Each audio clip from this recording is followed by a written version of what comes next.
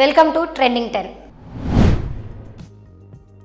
మొన్నటి వరకు దేశానికి తానే నిజమైన చౌకీదారని చెప్పుకున్న ప్రధాని మోదీ ఎన్నికల విషయమో ఏమో కానీ సడన్ గా రూటు మార్చారు. దేశం కోసం పాటుపడుతూ దేశాభివృద్ధికి కృషి చేసే ప్రతి ఒక్కరూ చౌకీదార్లే అని ట్విట్టర్ వేదికగా చౌకీదార్ పేరుతో ఎన్నికల బాణాలను సంధించారు. మరోవైపు కాంగ్రెస్ అధ్యక్షుడు రాహుల్ గాంధీ స్పందిస్తూ అవును మోదీ నిజమైన చౌకీదార్, కానీ దేశానికి కాదు సూటు బూటు వేసుకునే అంబానీ అందానీలకంటూ కౌంటర్ వేశారు. కోట్ వేసుకొని కోట్లు కొల్లగొట్టొచ్చా? వినడానికి విడ్డూరంగా ఉన్నా అదెంతో సులభమైన పని అంటున్నారు హైదరాబాద్ లో పోలీసులకు పట్టుపడ్డ చంద్రకాంత్ వర్మ. జూబ్లీహిల్స్ లోని ది డైమండ్ స్టోర్ యజమాని చంద్రశేఖర్ ఆభరణాల వ్యాపారంలో జీఎస్టీ నుంచి తప్పించుకోవడానికి చంద్రకాంత్ వర్మను తన ఏజెంట్ గా పెట్టుకున్నాడు. చంద్రకాంత్ ఆభరణాలను ఇతర రాష్ట్రాల్లో అమ్మి జీఎస్టీ నుంచి తప్పించుకోవడానికి కోటి వరకు నగదు పట్టే కోటును తయారు చేసుకున్నాడు. అదే పనిలో 70 లక్షల నగదును తాను వేసుకున్న కోర్టులో తీసుకొస్తుండగా రాచకొండ పోలీసులకు పట్టుపడ్డాడు. స్విస్ ఓపెన్ బ్యాడ్మింటన్ టోర్నీలో తెలుగు తేజం సాయి ప్రణీత్ సంచలనం సృష్టించారు. సెమీస్లో రియో ఒలింపిక్స్ గోల్డ్ మెడలిస్ట్ ప్రపంచ 5వ ర్యాంకర్ చెన్ లాంగ్ ని చిత్తు చేశాడు. 2 సార్లు ప్రపంచ ఛాంపియన్ అయిన చెన్ లాంగ్ చేతిలో ఇంతకు ముందు తలపడ్డ 2 సార్లు ఓడిపోయిన సాయి ప్రణీత్ ఈసారి మ్యాచ్ వరుస సెట్లలో నెగ్గి ప్రతీకారం తీర్చుకున్నాడు.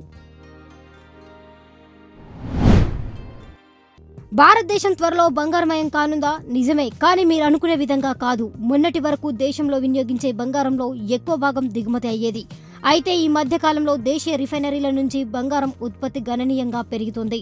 బంగారం ఉత్పత్తి ఇదే విధంగా పెరుగుతూ మరో 5 ఏళ్లలో దేశ వినియోగానికి కావాల్సిన బంగారాన్ని ఇక్కడే ఉత్పత్తి చేసుకోవచ్చని, ఆ విధంగా భారతదేశం బంగారమయం కానుందని బులియన్ రంగ నిపుణులు అంచనా వేస్తున్నారు.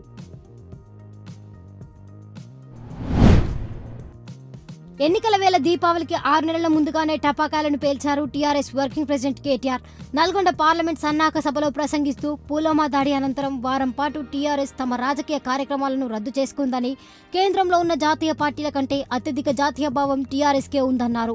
మాట్లాడితే ఆంధ్రులను తిట్టే టీఆర్ఎస్ నేత జాతీయ భావం గురించి మాట్లాడడం హాస్యాస్పదమని ప్రతిపక్షాలు విమర్శించాయి. ప్రసంగంలో భాగంగా మాట్లాడుతూ రానున్న ఎన్నికల్లో టీఆర్ఎస్ 16 లోక్సభ స్థానాలను గెలుచుకొని కేంద్రంలో చక్రం తిప్పుతుందని అన్నారు. ఒకవేళ నిజంగా 16 లోక్సభ స్థానాలను టీఆర్ఎస్ గెలిచినా కేంద్రంలో చక్రం కాదు బొంగురం కూడా తిప్పలేదని, ఢిల్లీలోని బీజేపీ అంగట్లో ఈ టీఆర్ఎస్ ఎంపీల సరుకును అమ్ముకుంటుందని కౌంటర్ వేశాడు. వివాదాస్పద బీజేపీ ఎంపీ సాక్షి మహారాజ్ తన ట్రేడ్ మార్క్ వ్యాఖ్యలతో తానెప్పుడు వివాదాస్పదమే అని నిరూపించారు. 2014లో మోదీ గాలి ప్రారంభమైందని, అది 2019లో సునామీగా మారిందని, ఇక 2019 లోక్సభ ఎన్నికల తర్వాత 2024లో అసలు ఎన్నికలే ఉండవన్నారు. 2024 కల్లా అసలు ప్రతిపక్షాలే లేకుండా చేస్తారా, లేక ఇప్పటి నియంతాలా మారిన మోదీ ప్రజాస్వామ్యాన్ని కాస్త ఏకస్వామ్యంగా మారుస్తారా అన్న వివరణ మాత్రం ఇవ్వలేదు మన వివాదాస్పద ఎంపీ సాక్షి మహారాజ్. మరోవైపు కేంద్ర మంత్రి మహేష్ శర్మ ఎలక్షన్ ర్యాలీలో ప్రసంగిస్తూ లోకంలో అందరికన్నా దేవుడే అత్యంత ఎర్రిపప్ప అని సంచలన వ్యాఖ్యలు చేశారు. మనుషుల్ని, వస్తువుల్ని, ప్రకృతిని దేవుడే సృష్టించాడు. అలాంటి దేవుడే మనుషుల ఆకలి తీర్చనప్పుడు కేవలం ఒక ఎంపీ ఏం చేస్తాడని అన్నాడు. మహేష్ శర్మ ముందు ఎన్నికల ప్రచారం వదిలి దగ్గరలో ఉన్న హాస్పిటల్లో చూయించుకోవడం బెటర్ అని అంటున్నారు ప్రతిపక్ష నేతలు.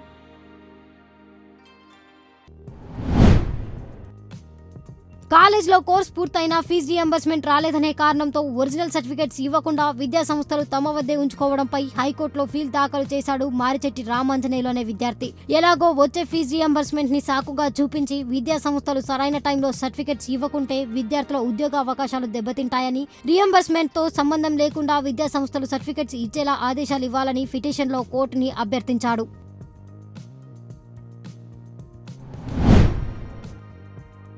సిగరెట్ తాగాలనే కోరికను తగ్గించే నికోటిన్ ప్యాచెస్ వల్ల మరో ఉపయోగం ఉందట.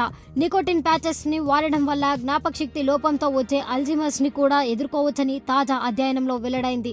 ఒక్క మాత్రతో ఇటు సిగరెట్ మానేసేలా చేసి అటు జ్ఞాపకశక్తి పెంచేలా చేయడం వల్ల సిగరెట్ పొగల్లో చిక్కుకున్న యువత మేధావులుగా మారనున్నారా చూడాలి మరి. ఇది ఇవాల్టి ట్రెండింగ్ 10. Keep watching T10.